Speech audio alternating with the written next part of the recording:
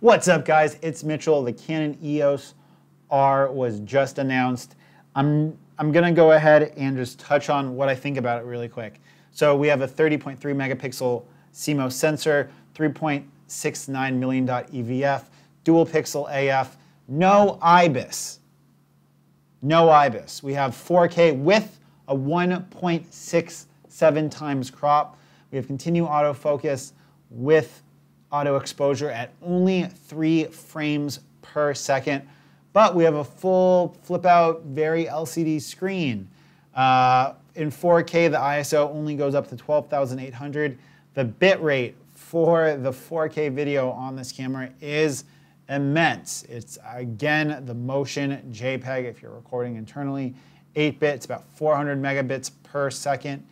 Now, for what the video shooters care about, it does shoot 4K 10-bit, but it only does it with a 1.67 times crop, and that's to an external recorder with 12 stops of dynamic range. So worse video specs than what Nikon has, as I predicted. It's got 5600 AF points, but you have to understand that Canon's only AF on this camera is the dual pixel AF, where it uses the pixels on the sensor to create like a cross-type autofocus system. This is not to be confused with the on-chip phase detection system that Nikon and Sony are using. So we're not sure how good the autofocus is going to be.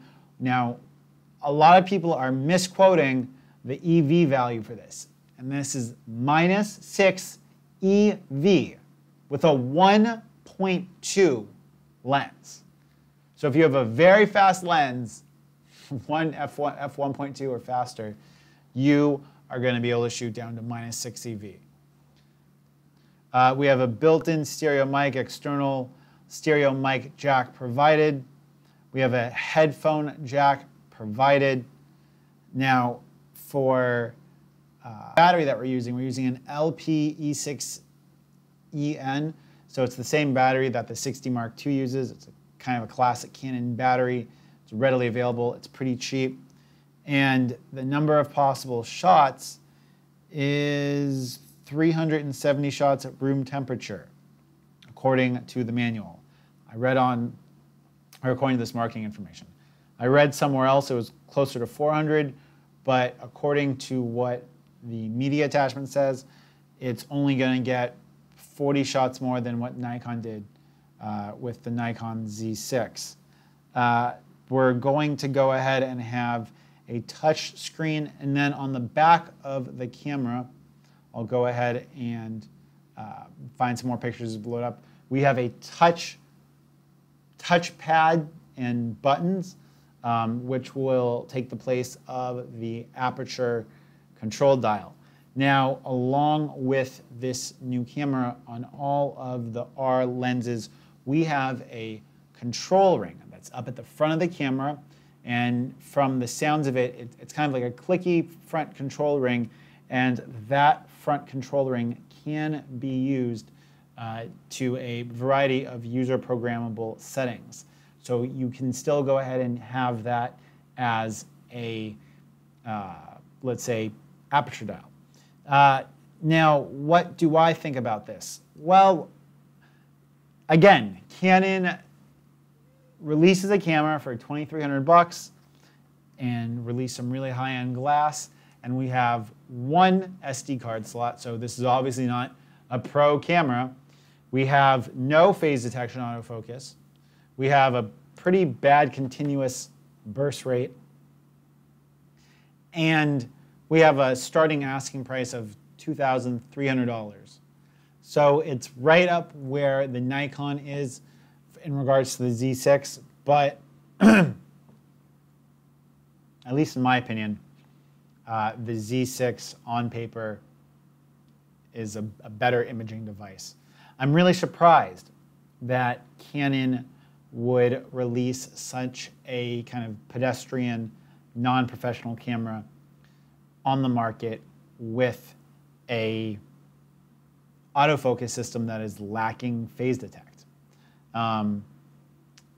at least to me and where I see things, Canon is aiming this camera, I'm not sure, because if you're a serious filmmaker and you have a wide selection of like PL lenses or old manual vintage lenses, and you are going to be using a rig and stuff like that, you would probably go for the Nikon system just based on the 10-bit full-frame 4K versus the APS-C or smaller than APS-C size crop on the EOS R. And the other thing that I find really interesting is that Canon is introducing a bunch of ProL Glass, and this is not a professional camera. So at least to me, it seems like they're testing the waters. Who do I see buying this camera? Canon users that would maybe buy a 1DX, I could see that, or vloggers maybe.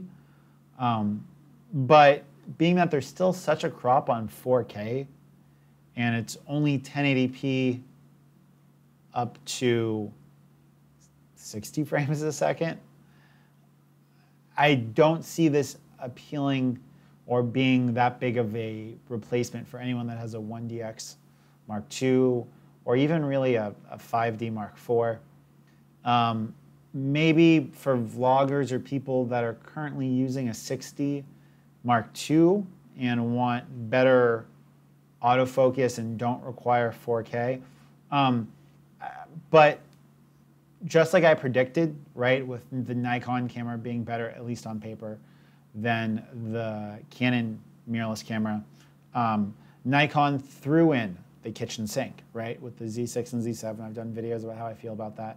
I'll link it up here. And Canon did not throw in the kitchen sink with this new model. And because of that, they are still protecting their cinema line for people who are wanting cinema cameras. And so if I was a Canon shooter, I'm happy to see that Canon is making such a commitment to mirrorless.